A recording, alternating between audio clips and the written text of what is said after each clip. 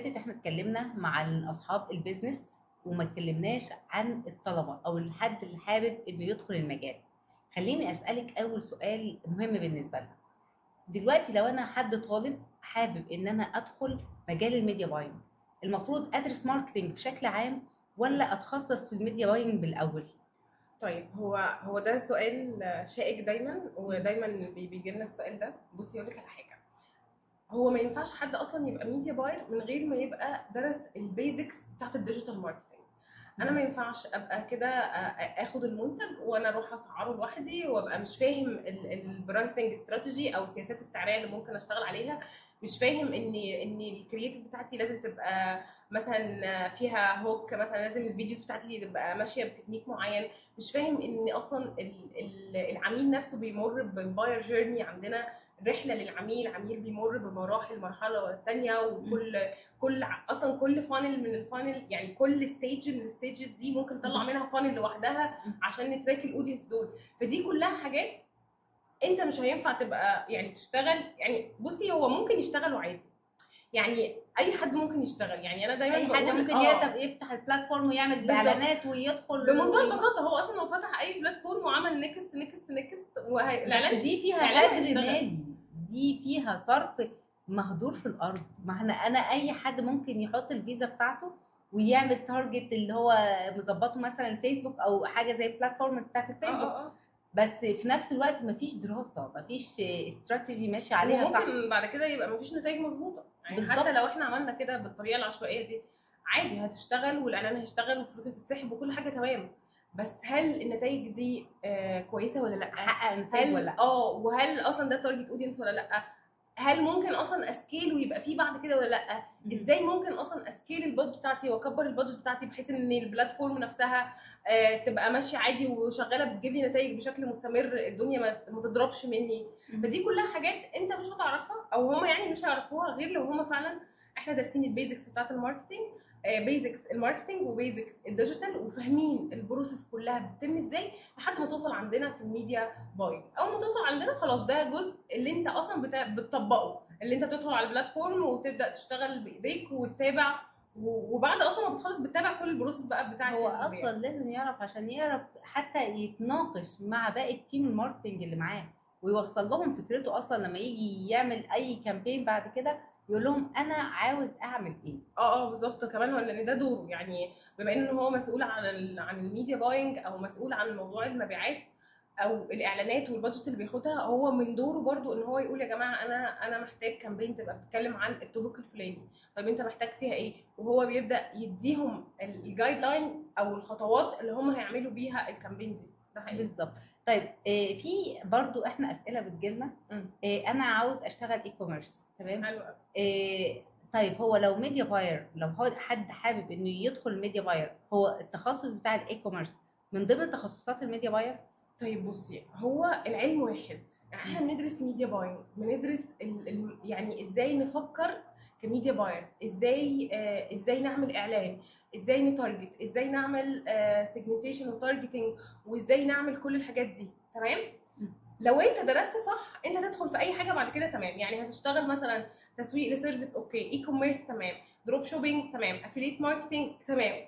تمام. ليه؟ لان العلم واحد، احنا مش بنقعد نغير في الطريقه على كل عنصر من العناصر، لا هو الماركتنج واحد، الديجيتال ماركتنج واحد، الحاجات واحده، بس بنغير شويه حاجات طبقا لكل مجال او كل تخصص احنا بنشتغل فيه. لكن طبعا عادي لو هو ميديا باير يشتغل اي كوميرس يشتغل اي حاجه طبعا. طيب حلو خالص. احنا طبعا كمبتدئين في اي مجال بنقع في اخطاء. اوكي تمام.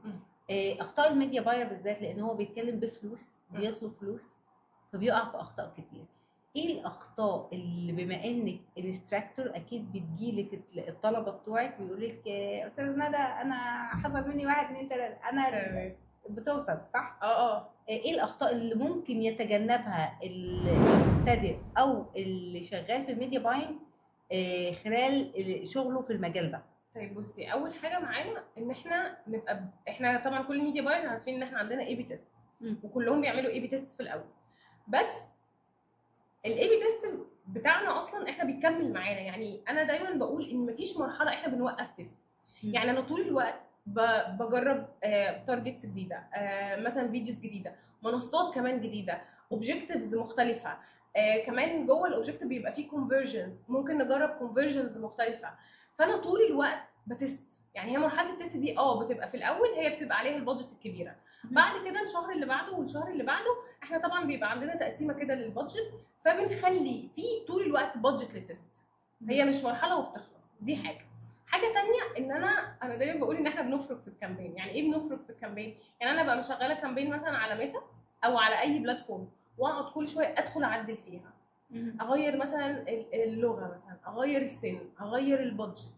كل ما بنغير اي حاجه كل ما الكامبين ترجع من الاول، تدخل في الريفيو، بعد كده الليرنينج، وبعد كده اكتف. طيب انت كل ما تعمل كده ساعات بيطلب مننا العميل بعد ما الحمله تمشي يقول لي انا الرقم اتغير فانا عاوز اغير الرقم. لا احنا يعني يعني تمام هنعمل لها اوف، هو يتحمل مسؤوليه الفلوس اللي راحت.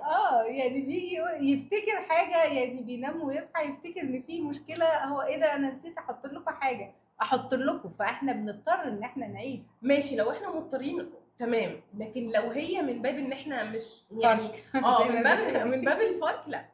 لكن لو احنا مثلا دي غلطه حاجه معينه ماشي هنعمل كده، بس نبقى مستوعبين ان الكامبين هترجع من الاول، هتدخل في الليرنينج من الاول، وهتدخل تبقى اكتف من الاول. وطبعا الكامبين بتبقى ماشيه زي المنحنى كده بتاع السيركل، يعني اللايف تايم سيركل. فبيبقى الاول شغاله بالراحه بالراحه، بعد كده بتوصل لاقصى النتيجه، بعد كده ممكن تقع او يعني على حسب هي في انهي بلاتفورم يعني. تمام. فاحنا التغيير الكتير اللي في الكامبين ده لا بيضر الكامبين وبيضر النتائج، بيبوظ الالجوريزم بتاعتنا. بالظبط. وحاجه كمان، العميل لو يعني مثلا في عملاء بتضغط على الميديا بايرز، بيقولوا لهم ها النهارده طب احنا شغلناها، طب من نص ساعه، ده مش عارفه ايه، طب ايه الاخبار، طب احنا 24 ساعه ما جابتش نتيجه. لا ما بنتاثرش. طب وانت ليه ما اشتغلتش لغايه دلوقتي؟ طب الاعلان ما دخلناش لا ما بنتاثرش. بنحافظ على الاتزان النفسي بتاعنا، وبنقول للعميل لا ان الكامبين بتاخد وقت، يعني من 24 ل 48 ساعه. الميديا باينج فوقيه مدير، وفوقيه المدير مدير، لا ما هم الناس كلها اللي بتشتغل في المجال بتاعنا في الديجيتال ماركتنج لا كلهم فاهمين ده. فانت بتبقى دايما مشكلتك مع صاحب البيزنس. بالظبط البيزنس اونر. وهو بصي اقول لك حاجه، هو برده مش فاهم، فهو عادي ان هو يبقى فاكر بسبب مثلا في فيديوهات كتير وفي ناس كتير بتقعد تقول لك يلا نعمل اعلان وفي خلال 24 ساعه هعمل لك نتائج مش عارفه اعمل ازاي. ما هي دي المشكله ان في، يعني خليني برضو انا مش عاوزه اسيء لاي حد، بس في ناس بتحاول ترضي العميل حتى لو على حساب التيم بتاعها. هو عارف ايه الاخطاء بالظبط وايه المشاكل اللي بتحصل، بس انا عاوزه احقق للعميل ده عشان احافظ عليه باي طريقه.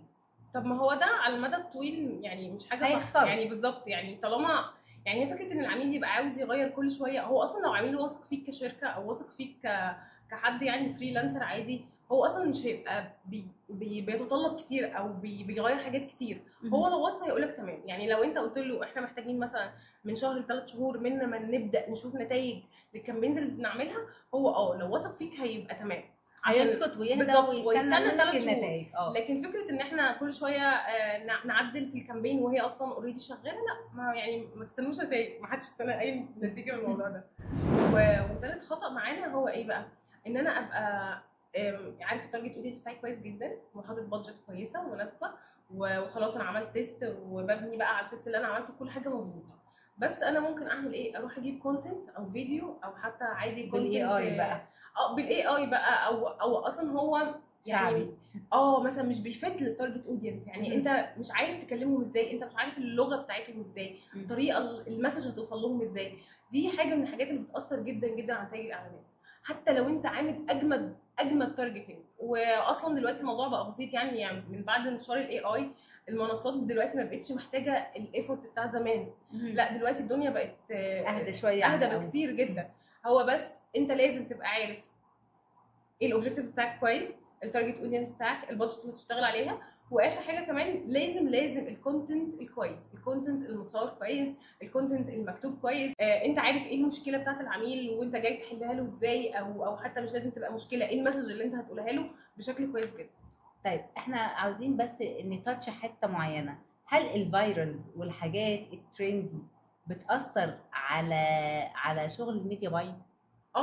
طبعا يعني اقول لك على حاجه، الاعلانات بيأثر عليها حاجات كتير، من ضمنها الترندات الموجوده. يعني مثلا اقول لك على حاجه، هو ما ينفعش يبقى بره مثلا الدنيا مشغوله بماتش كوره او حاجه فظيعه. لا بلاش المثال ده، هقول على مثال تاني. طيب بص طبعا ماشي. طبعا اكيد. اقول لك على حاجه، مثلا احنا مثلا السيزون بتاع رمضان، السيزون بتاع رمضان ده بيبقى فيه كميه برودكتس بيع مش طبيعيه. انا ما ينفعش، انا واحده مثلا بتدي كورسات ديجيتال ماركتنج، انا ما ينفعش اجي اقول يا جماعه طيب انا عامله كورس بعد العيد على طول، ثالث يوم العيد مثلا ولا رابع يوم العيد، وبديسكاونت 50% و50 ساعه ومش عارفه تدرسوا فيه ايه وايه وايه، مش هيتباع في رمضان. ليه بقى؟ لان الناس كلها بتبقى مركزه في الكحك والحاجات ولبس العيد ومش عارفه ايه، فانا لازم ابقى عارف انا بكلم مين امتى وازاي. بالظبط. لازم ابقى واخد مثلا موسم دخول الدراسه، كل اولياء الامور بتبقى بتجري على انها تشتري المستلزمات بتاعه الدراسه والحاجات اللي بتتطلبها الاطفال بتاعتهم. اي حاجه ترفيهيه للاطفال في الوقت ده هما مش هيبقوا يعني مشجعين ليها. ليه؟ لان هما لسه الاطفال راجعه الدراسه ولسه عاوزين يشجعوهم ومش عارفه ايه، فانا اخد بالي الاعلان بتاعي نازل امتى، تمام، والترندات اللي نازله الفتره دي. طيب دلوقتي في حاجه ساعات بيتهرب منها الميديا باير. احنا مش بنهاجمهم. انا لو عامل بلان، انا حد عملت البلان بتاعتي ليدز ومسجز، تمام، هل انا مسؤول ان انا اشوف ان انا عملت التارجت بتاعي ولا لا؟ بصي برضو طبعا ليه؟ علشان انا يعني انت كميديا باير احنا مش بنجيب الريزلت ونجري، يعني احنا مش هدفنا ان احنا نجيب شويه انجيجمنت، شويه لايكات وكومنتات او شويه مسجات وخلاص كده ونقول العميل هيحاسبني على ان انا جبت، مش انا جبت لك ال10 مسجات اللي احنا متفقين عليهم وخلاص. لا، احنا مسؤولين عن اننا نجيب مسجز او ليدز ويبقوا كواليفايد، يعني يبقوا هم دول التارجت بتاعي. بالظبط، من ضمن التارجت بتاعي. لان انا ما هو يا جماعه، ما هو ببساطه احنا نقدر لو شغلنا اي كامبين مسج هنجيب رسائل ونعملها اوبن تارجت وصباح الفل تمام، هيجي لنا رسائل طبعا. لكن انا عاوزه يجي لي رسائل من الناس اللي عندهم احتماليه ان هو يشتروا مني او الناس اللي هتشتري مني فعلا. فطبعا مسؤوليه الميديا باير ان هو يتراك الاودينس اللي جابهم، هل هم دول يبقوا تبع التارجت اودينس ولا لا. اقول لك على حاجه دي بقى للبيزنس اونرز، مش كل يعني انت مثلا احنا شغلنا كامبين والكامبين جابت مثلا 1000 مسج، مستحيل ال1000 مسج يشتروا، مستحيل، بتبقى نسبه، تمام. بتبقى عندنا فانل وبيبقى اول مثلا ستيج عندنا ال1000 مسج وبعد كده بنبدا نتراك طب كم من كم من ال1000 دول ادونا رقمهم فبقوا ليدز، بعد كده كام حد اشترى فعلا، كم حد حجز مثلا، وبعد كده كم حد اشترى. بيبقى عندنا حاجه اسمها كونفرجن ريت، وبنتتبع عدد الاودينس اللي بينزلوا لنا من مرحله لمرحله علشان نعرف اصلا، علشان نعرف يعني التراك بتاعنا ماشي ازاي، او عشان نعرف عدد الاودينس اللي بيشتروا مننا الحقيقيين. واحنا طبعا طول الوقت بنفضل يعني نحاول نخلي الكونفرجن ريت ده يبقى اعلى، بدل ما الكامبين دي اللي جبنا فيها 1000 مسج بعنا منها ل 50 واحد، المره الجايه نخليهم 100. فبنفضل نقول طب احنا نعمل ايه علشان نوصل للمرحله دي بتاعنا بالظبط، عشان نوصل من المرحله دي للمرحله دي. زي الفل. دلوقتي احنا وصلنا لنهايه الفيديو بتاعنا، بس احنا عاوزين نعرف لو انا عاوزه ادخل المجال وعاوزه اعرفه، بس مش عاوزه اتكلف فلوس كورسات او اعيش بعشوائيه شويه، وطبعا دي نصيحه الجيل الجديد طبعا. فايه الاماكن او الحاجات اللي احنا نتعلم منها بشكل مجاني في البدايه، ونعرف هل احنا الميديا ده او الميديا باير او الميديا باينج هو ده هدفنا في الدراسه ولا لا؟ طيب بصي، هو انا بريكومند برضو ان احنا نتعلم ببلاش. ليه؟ لان احنا دلوقتي في زمن الاي اي، شات جي بي تي، اليوتيوب، فاحنا عندنا يعني منصات حلوه جدا نتعلم منها. احنا محتاجين، احنا قلنا ان احنا عايزين نتعلم البيزكس بتاعت الديجيتال ماركتنج، فهندخل شات جي بي تي نقول له والله بمنتهى البساطه ايه البيزكس بتاعت الديجيتال ماركتنج، هيطلع لك توبيك والتاني والتالت والرابع، تاخد كل توبيك وتروح بيهم اليوتيوب. ازاي اتعلم مثلا سوات اناليسيس مثلا، هيطلع لك 6000 فيديو، يعني كتير جدا، تمام. أيوة. تبدا تذاكر من 1 و2 و3. يعني انا مش ضد، بالعكس، كل واحد في اليوتيوب بيبقى عنده المحتوى بتاعه وبيحط التاتش بتاعه والاكسبيرينس بتاعته، تمام.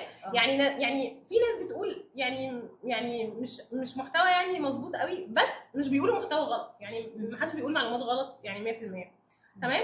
ونبدا كده بالظبط يعني توبك توبك توبك لحد ما نوصل للبلاتفورمز.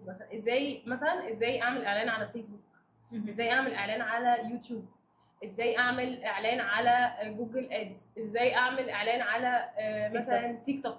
وبناخد الخطوات ونبدا ننفذ. هتقولي مش معاك بادجت تنفذ، ادخل بس الاول شوف الاوبجكتيفز، شوف التارجت، شوف البلاتفورم بالظبط. نفسها من جوه عامله ازاي. أيوة، عشان تعرفها. ولازم نتعلم برضو ازاي اصلا نعمل تارجتنج، يعني ازاي يبقى عندنا ماركت كبير نقسمه لسيجمنت صغيره ونطلع منه التارجتنج. عندنا ويبقى مشكله عندنا كبيره في تارجت النقطه دي. هو والله هي مشكله موجوده في كل حته يعني، مش هنا بس، والله في كل حته ما تقلقيش. بس فالموضوع يعني بيبقى بسيط، بس هو محتاج بيبقى شخص مركز مع نفسه جامد، وبيبقى محدد وقت مثلا عدد ساعات معينه يذاكر فيها. وبعد كده بعد خلاص ما تشتغل وتبقى يعني انت اخدت خلاص كل المعلومات المجانيه الموجوده على اليوتيوب، بعد كده ممكن تبدا تدور على الكورسات المدفوعه. لكن في اول مرحله انت مش محتاج خالص كورسات على مدفوعه. الاقل هيعرف يقيم الكورس اللي هيروح يدفع فيه فلوس، هل هو ده اللي محتاجه ولا لا. بالظبط. والتوبكس اللي هيتكلم فيها الانستراكتور اللي في الكورس، هل ده هيضيف لك حاجه ولا لا. بس نورتينا اولا يا ندى في قعده ماركتنج، وانا مبسوطه جدا بوجودك وقد ايه استفدنا من قعدتك معانا النهارده. ربنا يخليكي يا رندا، انا كمان اتبسطت جدا. شكرا جدا جدا ليكي. شكرا ليكي.